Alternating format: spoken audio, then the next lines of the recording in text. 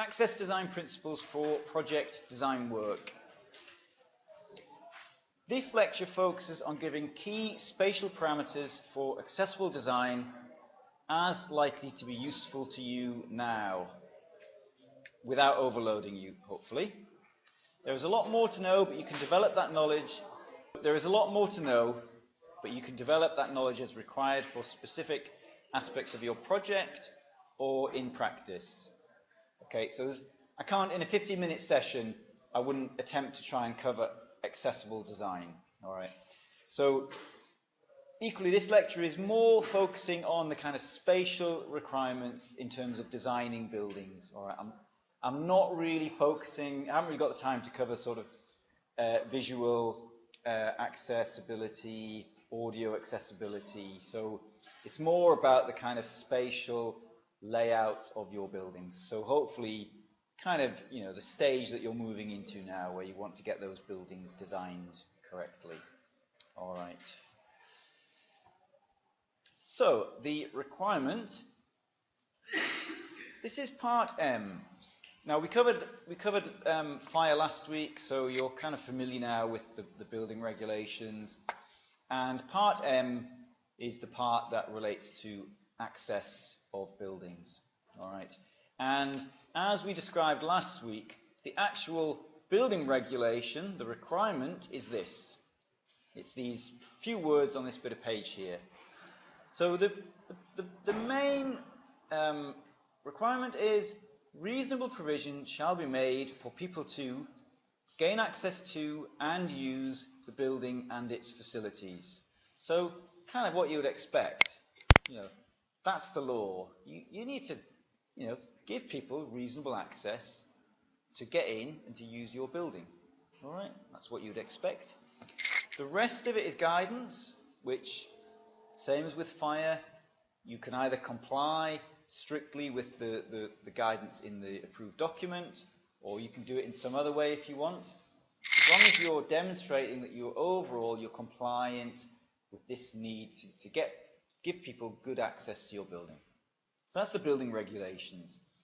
But I would say more importantly, as far as possible, all users should be given an equal or equivalent experience in using your building. Alternatives are okay, as long as they are as good as the other option. So I think there's a more ethical dimension here as an architect, that above compliance with Part M, are you designing your building so that all users have an equivalent experience? Okay, so you know, for example, you could design an entrance where there's a ramp around the back. You might say, yeah, Part M compliant. If you're on a wheelchair, you can get in my building. But is it really an ethical design decision that a person in a wheelchair has to go around the back to come in your building? It's not, is it? So you just got to be careful there that the Part M is really, it's primarily there to kind of set the parameters, but you need to go over and above that in your design work. And, you know, as I say, for pretty much all public buildings, the sort of golden rule is that the accessibility should be the same for all users. So if I can get there, if an able-bodied person can get there, then a wheelchair user can get there, and a partially sighted person can get there. You just try and make it as equal as you can. Now, it's not always possible, but you try your best. And if you can't, you have good reasons why the accessibility might be slightly different for other users. All right. Now, with very extreme sort of limitations on mobility or eyesight or hearing, it's not possible. And you know, and then there are occasions where the sort of access for that user will have to be different from the other people accessing the building. Okay. Approaches to compliance. You can follow the guidance of Part M. You can follow the guidance of British Standard 8300. You can follow the guidance of BB 102 if you're working with schools. And there are other specialist guidance, for example, hospital guidance, that you can also follow. Part M is the primary document. But as I've explained, as long as you're meeting that green page, that green bit of text in Part M, You can demonstrate your compliance in any way you like. You can use a hybrid of all three, but it needs a consistent approach. So what I was told once by a building control officer is, I think I've put this elsewhere in the slides. He said you can't pick and choose the best bits to suit you. So you can't take the easiest part of a stair from part M and then the easiest bit from 3000 and the easiest bit from 102. He said no, you have to be consistent with the way that guidance is written. I'll explain that in a little bit more. It says part M. Okay. Also called ADM sometimes, and you can download it from there. And it, as I said last week, it's a good document. It's it's written in a fairly clear manner. It's got lots of good drawings in it, lots of good diagrams. It's not a bad document. For schools, Building Bulletin 102, called BB 102, is used. And BS 8300, which is a more recent document. Actually, this is not the latest. It was updated in 2009. And it's generally more up to date than Part M. And not that the kind of baseline rules have changed, but there's been more research done. And BS 8300 is reflecting some of the findings of that research. And as I say there, in many respects, it's better for designers, and I'll explain that in detail. Okay, other requirements.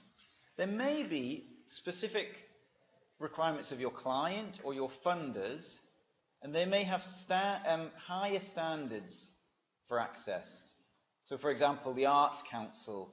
Historically, if your project was Arts Council funded, even though your client was not the Arts Council, but they were funding your client, they have a much higher standard.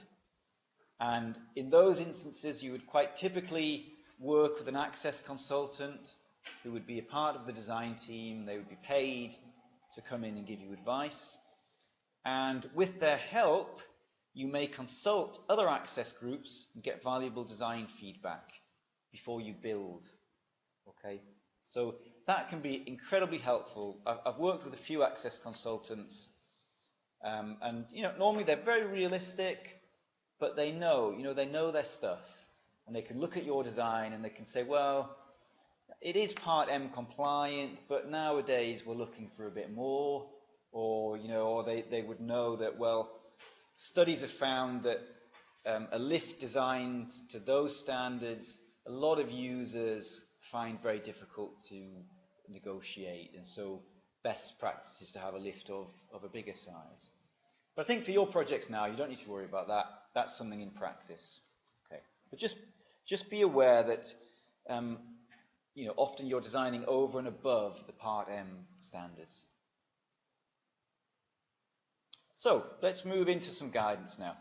Site design, ramps and stairs on site.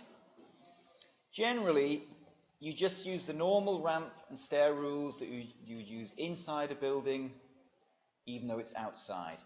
There is a little bit of extra guidance about tactile hazard warnings. I don't think you're unlikely in your project to be detailing up landscape stairs, but you have to put a little corduroy strip, a little rumble strip in the floor, so that a partially sighted user, or at night, when they're approaching that stair, they walk up to that stair, they feel it under their toes, and they know that something's about to happen. Okay. Slopes shallower than 1 in 21 are often accepted as not being a ramp. And that's very useful in landscape design. If you can get the agreement that it's not a ramp, then it doesn't need handrails, it doesn't need landings, it doesn't need all of the rest of it. And 1 in 21 is quite shallow. So that's quite a common technique for landscape design, is if you can get that ramp shallower than 1 in 21, or rather equal to 1 in 21 or shallower, it just becomes a path in the landscape. It's not classed as a ramp. So some of the guidance for ramps, just zoom in on that. Some typical dimensions there. Ramps are very, very shallow. So if you're thinking about having a ramp in your building, you better have lots and lots of space for it. Okay, they're enormous. So as you can see here, if you want to have a ramp which is 10 meters long between landings, you can have a maximum gradient of 1 in 20, or a maximum rise of 500 millimeters. So that is going to be a very, very long ramp. Okay.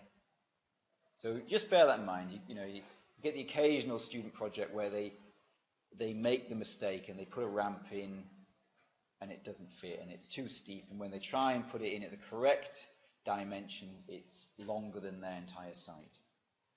Okay, so just beware of that. Can you put flat beds and like turn and stuff? Yeah, but I know it's still 10 meters maximum in Part M between landings. 10 meters horizontally. Yeah. But it means they get very long. Sometimes when you look at it, it's sometimes better to drop it down to 1 in 21 because you don't need landings. Okay. But yeah, they're very long. But there are buildings with ramps in, and they're great. When you get them right, they're great. Yeah, they're very long. Very long. I'm not going to draw that one. I was going to, but I'm not going to. External handrails. You might come across in practice this not cold to touch confusion, basically. I don't think it needs to concern you as a student. Basically, according to the regulations, you must not have cold touch handrails outside, because a small proportion of the population have a condition whereby if they touch something very cold, it can trigger very serious reactions. Now, in Sheffield, we have steel handrails outside. In Barnsley, no, we don't. Okay? Different building control officers will apply different rules. It's very confusing. The argument that is often used by architects, and sometimes it wins, is that a reasonable approach would be say that a member of the public who has this condition would wear gloves. Okay? They would, because they've got to lock their own door. They've got to shut their own door, and they have to walk down their own garden path, and then they have to get on a bus, and they might have to touch a railing for support. And a reasonable argument says, would they not wear gloves? And I think, there is something in that actually they probably would. And equally, if you surveyed a section of the population with this condition and said, would you like all handrails in cities to be coated in plastic? They might say, no, I'd rather they were nice, shiny stainless steel, and I'll just wear my gloves. Okay, anyway, just be aware of that. It's a right pain when it comes up. Okay, site design. I mean, this is a very abbreviated site design. Hope you understand that. Designated parking bays. We'll look at the dimensions in a moment. They are larger to make access easier for disabled users or users with children, for example. Put them as close to the main entrance as you can, but you can't always do that. Typically, if you try and get them within about 40 meters of the main entrance with a decent sort of walkway, that's generally okay, generally acceptable. Just zoom in. Those are the dimensions that you need to aim for. You might go for 2.5 wide. That's a bit better, to be honest. But that sort of dimension will work quite nicely. But think of it early on, because it messes you up. If you design your little forecourt and you design a load of normal car parking bays, and then you try and squeeze in some bigger ones, it can often be pretty difficult. Okay. Yeah, I haven't gone into that. Yeah, it's in BS 8300, I believe. Yeah, I've cut out things, equally with the toilet provision. I think what I decided is you just have to go looking for that yourself, but normally I would just go for a reasonable, a sort of 5 to 10% is often considered quite reasonable. Is there a requirement to have disabled parking spaces? Yeah. At all? Yeah. Yes. No, I don't mean along with your other parking. I mean. If you mean, were you considering having no parking? Yeah. Yeah, I mean, yeah.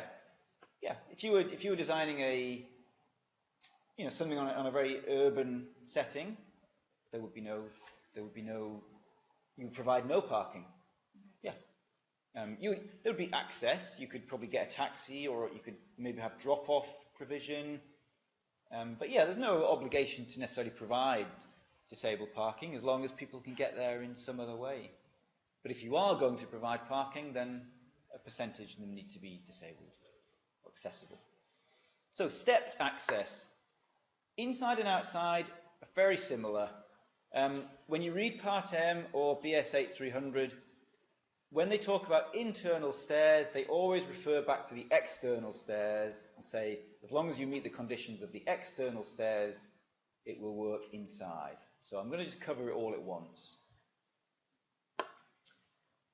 BS 8300 offers a better approach, a bit more flexible, based on research. Part M can be a bit limiting. Building control will accept 8300, but as I said, you can't choose the best bits from both. You can mix approaches in the same building. So you could have one stair which is following Part M guidelines and one which is following BS 8300. That's fine. But you can't try and mix them up on the same stair. That could get very confusing. So keep it simple. This is for virtually all public buildings I'm talking about here. The riser, 150 millimeters. You can go up to 180, but it isn't going to make your life any easier, I would suggest. 150 millimeter is 2 bricks, which is handy. The going, if you can aim for 300 millimeters, that will help make your life a lot easier. The width needs to be 1200 millimeters minimum. As we discussed last week, for fire escape it may have to be bigger. And the key thing, as long as you follow these dimensions, the 150 and the 300, then under BS 8300 you can have 20 risers in a line between landings. If you use the Part M dimensions, which would be more like 170 by 280, you're only allowed 12 risers in a line between landings and between a change of direction. And that can be quite limiting. Not always, but it can be. What BS 8300 is saying, and I've included some of the notes here, research has found with risers of these dimensions, people tend not to overstep, and so they don't fall over. And so hence, they're much happier. You can have these longer flights of stairs because the evidence is saying that people won't fall over on them. On a Part M dimension stair, the sort of 280 going, the 170 riser, people do trip over on them. People overstep slightly and they have falls.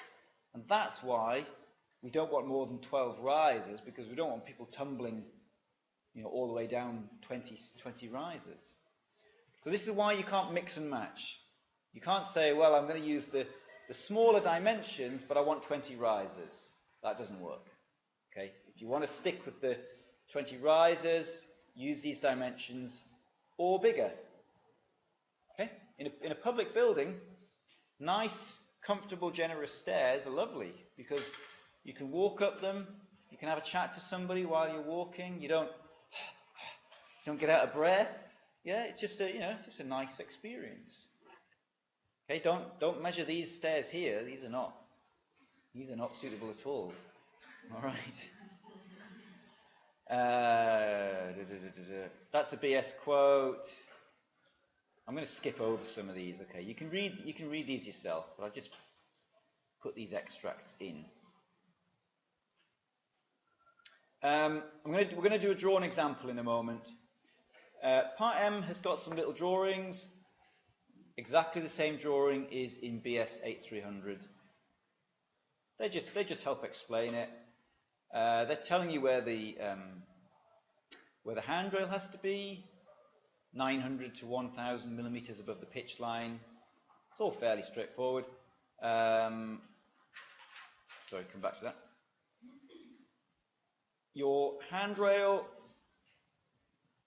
has to extend 300 millimeters at the top and the bottom of the stair, just so that when you're walking on that stair, you don't almost get to the top of the stair and then the handrail runs out, you fall over. So that helps people out immensely. And you also you have to pay a little bit of attention where your handrail terminates, so that it doesn't trap people's sleeves. Okay? So you have to either turn them down, or turn them into the wall, or do something so it doesn't trap sleeves. And I can see why they do it, because, like my little boys jump downstairs, and if you jump down a stair and you caught your sleeve on the handrail, you could hurt yourself. All right. Okay, so let's look at a worked example, and don't forget the refuges. So let's quickly draw a stair. Let's just go into here. Okay. So I said last week stairs are really big, and we're going to show that now. So what scale are we drawing at here? 10, 50. I'm going to draw 1 to 50. All right. I'll draw it 1 to 50. Let's see if that goes. All right. So that is a 1200 wide stair. Okay. Just put a dimension on that.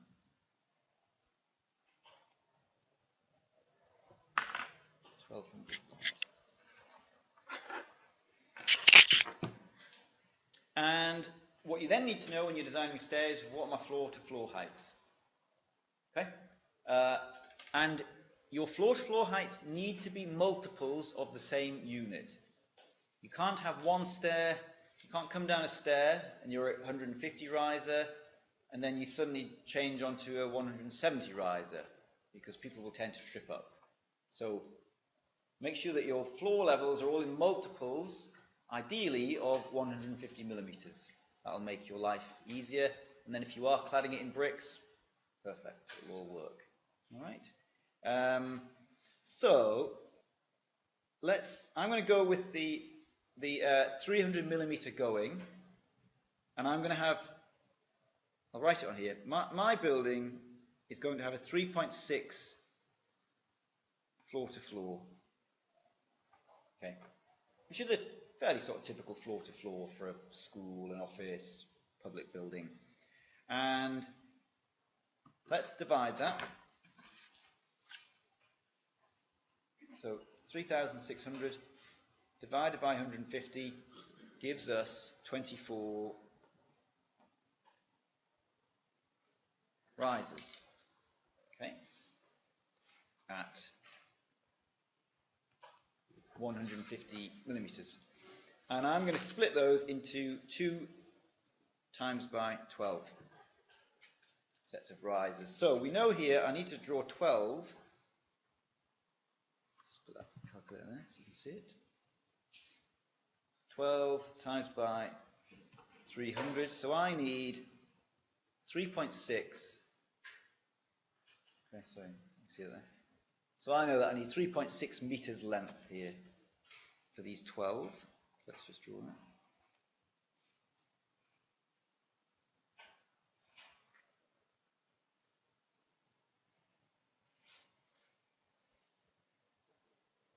Okay.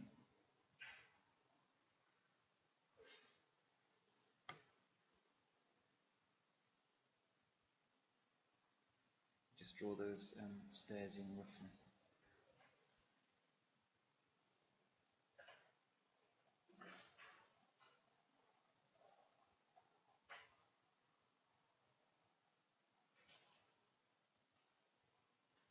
Okay, so there's a flight, okay. Let's just put that dimension on there. 3.6 long, and that goes 1 to 12. Right. And then we're going to have the same flight of stairs on the other side, but we need to consider here what's called a lost tread. Now, what a lost tread is, when you join a staircase at a landing, the handrail follows that staircase. A lost tread, it's a bit difficult to explain, but you put in an extra going on the landing, and that allows that handrail to nicely follow the shape of the stair on the landing. Now, normally you just don't notice it, because normally when architects get it right, that's what happens. If you get it wrong, the handrail will come up, you'll turn the landing, and then it'll go, and it'll jump up.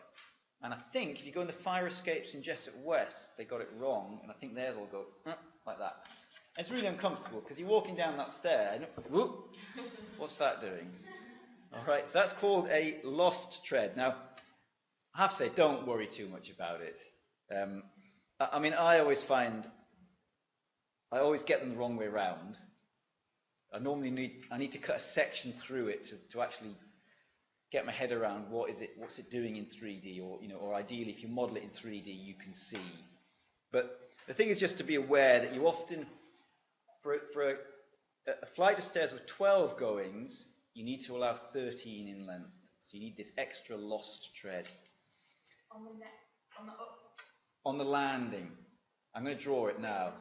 Well, I'm going to try and draw it. I'll probably get it the wrong way around, but I'm going to try and draw it. Okay, just a few other things to think about. We're going to put this other stair in alongside it. We'll need to leave a gap down the middle, or we'll never get it in on site, and we'll never manage to fix a handrail to it. So you need a bit of a gap there, typically 200 or 300 millimeters. So I will draw my landing here, and I'm going to allow a 300 millimeter gap down the middle, and that is my lost tread there. So I've added this little length onto the landing, which is not taking me anywhere, but it's hopefully, if I've got it right, it's resolving that handrail as it turns around the bend. Now, your landing length has to be at least the same width as your stair. So I know that this here has to be at least 1200 there. Okay. Now you can, that 1200, you can, if you want, have that 1200 following an arc. If you want a sort of shaped stair, you don't have to, but you can. What you need to comply with is that you sweep that 1200 around the landing, and more typically you would build that as a rectangular landing. Okay, so there's that's the half landing rather, and then we'll put our other 3.6 stair on here. So it's out another step. Yep. Yep, that's right. It's good to know, because if you design that lost tread in from the start, you can make it work. If you don't give enough space for it, you'll have lost it, and you'll end up with a horrible handrail. It's supposed to be 12 rises. 12 rises. Have you got too many on that one, on the bottom? 1, 2, 3, 4, 5, 6, 7, 8, 9, 10, 11, 12, 13, yeah. I'll Tipex one out. Yeah, good point. Pass the Tipex round. Yes, thanks for that. Yes, good point. Yeah. Yes. You always have one more riser than you see in plan.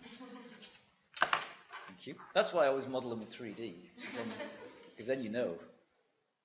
I mean, it is a serious point that the last few jobs I've worked on, we just had a rule that all stairs were 3D. There was no messing about with 2D drawings. There's no way we were going to risk it. Do it in 3D, you cut a section, you can have the confidence that nothing's hitting your head. The engineers can get some steels in there, you can get some duct work, and you can constantly test, is it working? But I've done 2D ones where you arrive on site and everyone's scratching their heads saying, how did that end up like that? Yeah, horrible. So, thanks for that. 1, 2, 3, 4, 5, 6, 7, 8, 9, 10, 11, 12. Great. Okay, so we've got a little construction gap down the middle there. And then we need to repeat the same idea on the main landing, and then we need to think about our refuge and our doors. So,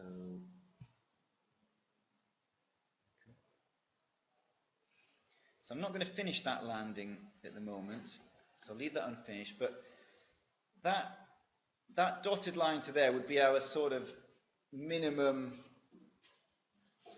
that would be our minimum 1200 that we need to maintain, but then we need to think about the doors and the refuge. Okay. So, the refuge was 1400 by 900. Anyone remember? I think it was. Anyway, so I'm going to allow one refuge in here at the top of my. I'm going to have this refuge in the landing for the sake of it. Obviously, there are many other ways of doing that, and I'm going to have to make sure there's a door swing. So if I just pencil something in here, what I'm thinking of doing is having the door swing like this and allowing that refuge zone to be in here. And I'm assuming just a single refuge in this building.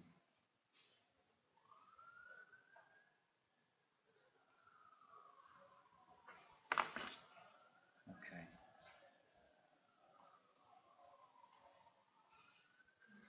So that's all looking okay. If we just sweep that landing, just to be sure that our refuge and our door are not getting in the way of that swept path of people escaping. So that's all, that's all looking kind of okay. So the next thing to bear in mind is if you're then looking at your structure of your building, you need to leave construction tolerance gaps all the way around this, because typically stairs are concrete and they're craned in from above, so you need to leave gaps so they can get them in. So you then, if you were putting a steel frame around this, you would need to leave fairly sizable gaps. And what you would typically do is, let's say it is a steel frame for the sake of it.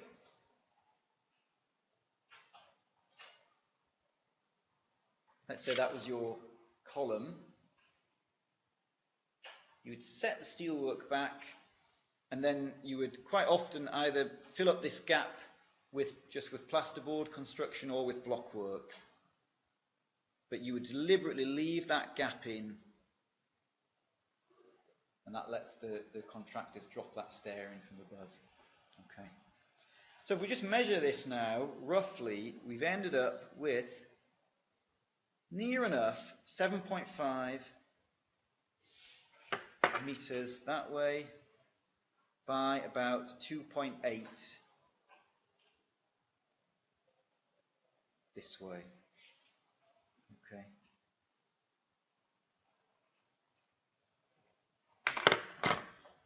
So, that's a sort of minimum, that's kind of minimum stair size in a public building. Is that 7.5? 7.5, yeah. So, just plenty of space. And that's just for a very functional escape stair. Okay. Now, often, because these stairs are quite generous nowadays, you might say, well, we'll use it for circulation as well. It may be an escape stair, but it's quite a comfortable stair. So we'll design it well, and we're quite happy for people to circulate in that stair. Now, when you get to ground floor, the thing to bear in mind is, supposing this is your outside wall here, and I kind of touched upon this last week a little bit. So we're coming down, here's our stair coming down.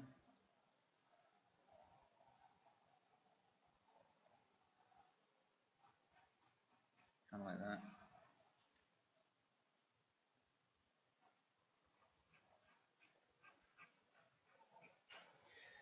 So a person comes down that stair.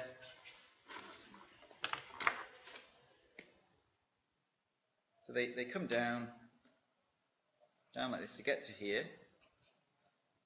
Now what you'd like them to do is to then go out like that. And that would be nice and neat. But you can't, because you bang your head on that. Okay? Because we've only gone for a 12 riser approach here. You'll not get underneath that half landing. So that's why you often at the ground floor you have to think about either you have to add a sort of bypass width that allows you to do that, which is kind of dead space, or maybe better is to say, well, let's not do that, let's not waste that space, let's exit into a kind of very generous, maybe an entrance area, circulation area, that is more than just a fire escape, so you're not wasting all that space. But as long as that's a safe zone, you can come out, exit into there, and then escape out of the building. All right, but don't make the mistake of trying to get people under that half landing. Now, if you use the BS 8300 20 risers, you could potentially design a stair where you could fit under that half landing.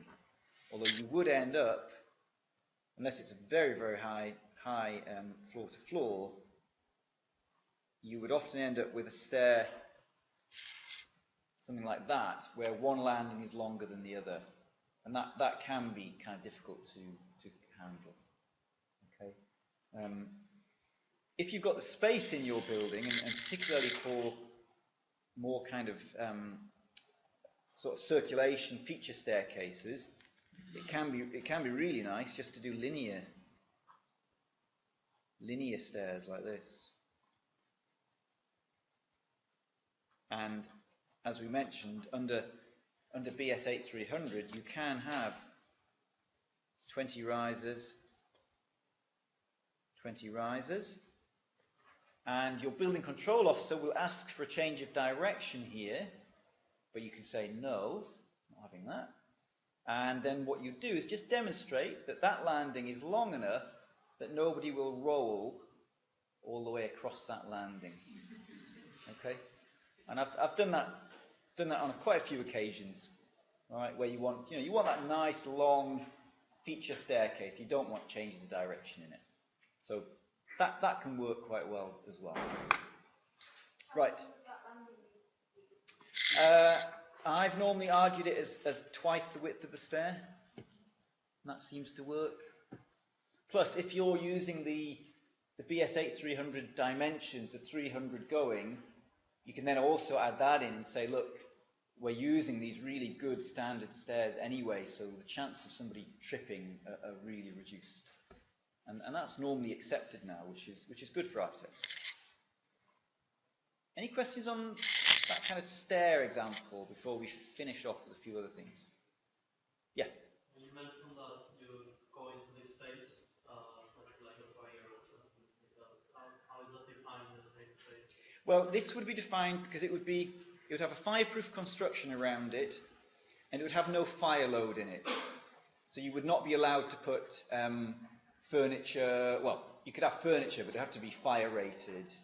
It's like our lift lobbies here. We're not allowed to pin up posters on the wall. Anything that's combustible, you would not be allowed in there.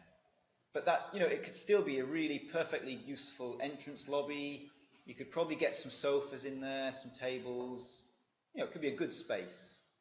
Just comparing it with, you know, the option where you just put a sort of bypass stair here. You know, that just becomes pure fire escape. It's not enjoyable for anybody. So. I mean, you have to balance it up. You know, a lot of buildings they'll have some feature stairs where they spend the money, make them really nice. They might have some escape stairs that are quite decent, and you can use those, and that experience is quite okay. And then they might have some just very basic fire escape stairs, which nobody uses except in a fire, and they might just be cheap finishes, you know, not used in day-to-day. And you can even lock those off on the fire alarm system so that nobody's getting in those. Okay? Yeah.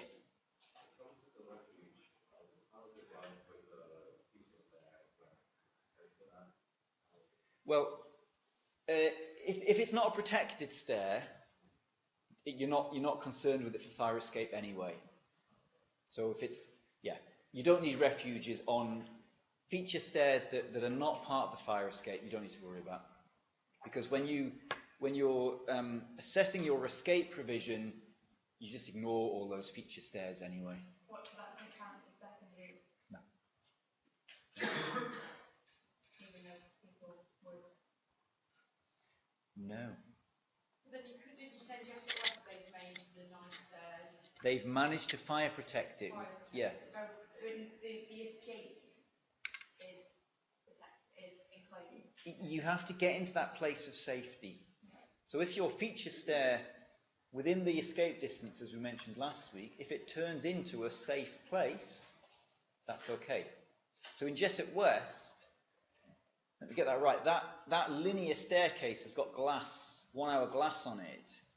So I think they count that as a place of safety. So it's a good example, a feature stair, which is also a full fire escape stair. And they've got hidden away some really basic fire escapes in that building as well.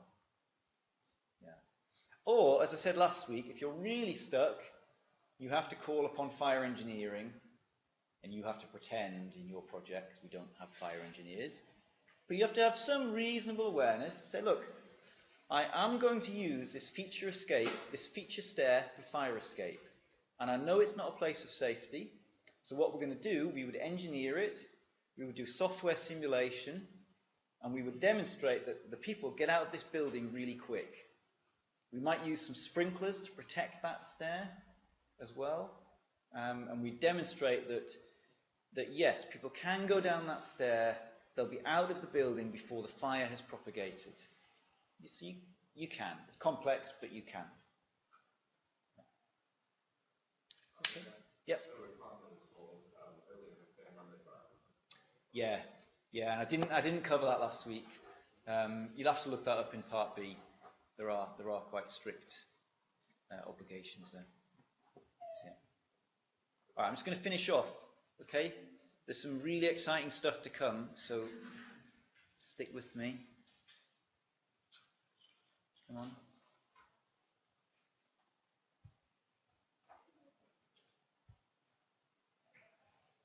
All right, we've done stepped access, handrails. You can look that up. Well, I mean, you'll get these slides anyway. There's some dimensions for handrails. We're very strict in the UK. It's horrible, really. You know, in Germany, you can do great stuff. Pretty limited here. Door widths. Just keep it simple. Just make all your doors accessible throughout the building. I generally make all my structural openings 10 millimeters, and that makes every door accessible. You don't want to have lots of different doors on site. Your contractor wants all doors the same. Okay. Minimum door width, 10 structural opening, and you're fine. Oh, you need to keep this little gap. That's important. That's an easy mistake to make. If you don't put that gap in on the face side of a door, a person in a wheelchair can't open the thing. All right, so you need a little 300mm gap on the side that the door opens. Lobbies. There's lots of guidance there. Just give plenty space. Okay? Don't design little, tiny, horrible lobbies that you can't fit 2 people in. Okay? As soon as you design a lobby of a reasonable size, it will be completely compliant. And there, there are the dimensions just to check against. I told you it was getting exciting. Okay, sanitary facilities. Yeah. Often it can be better in buildings of a certain size just to provide a bank of unisex accessible cubicles. So rather than having gents, ladies, disabled, sinks, cubicles, urinals, all that jazz, sometimes it's better just have a load of private little cubicles with a sink in, all accessible, everybody gets the same, bit more private, people like them, often it saves space. So bear that in mind, okay? Put an accessible WC near the entrance, that's important. There's a typical self-contained WC with a sink, 1500 by 2200 millimeters. That'll do you. I'm just going to skip over these. There's lots of dimensions in there. Slightly bigger versions with a shower in. Okay. So that's all in part M there. So the finale, the grand finale of this lecture, switches and sockets. Okay, this is the pinnacle of this lecture series. Okay. Locate where all the building users can reach them. And there, this is my final slide. Okay, so basically, they've got to be 450 millimeters above the floor and no more than 1200. Architects don't like it because it looks a bit ugly, but if you're in a wheelchair, you can reach them. Or, well, not just wheelchair users. A lot of people with mobility difficulties can't reach down to the floor. So yeah. As I said, and this is just repeating from earlier, strive to give all your building users an equal experience. That's the important thing. Okay, just try and, whenever you design a stair, an entrance, anything, just try and think, right, how will a disabled user, or partially sighted user, or a child, or an elderly person, how will they access this? Is it as good as everybody else? And if it's not, think, well, why is it not as good? Why can't I make it as good? And that's the key thing, okay? Don't make that awful mistake of, you see it, I've seen it where, my project is all about this amazing staircase, it's fantastic. What about if you're in a wheelchair? Well, there's a lift around the back, they can go around there. So don't make that mistake. I've not gone into visual impairment. There's all sorts of stuff about contrasting colours, but I don't think for your project you need to get into that. All right. People can't agree anyway. Some people would say that's okay, that contrast. Some people would say you need to paint grey around the sockets, which looks horrible. All right, but I'm going to stop there. But the idea there was just to give you some sort of a few basic guidelines, just to make sure you get your projects right in the basics. All right. And I've not really got time for questions there, so we'll just, on that exciting moment, we'll stop. All right? Thanks.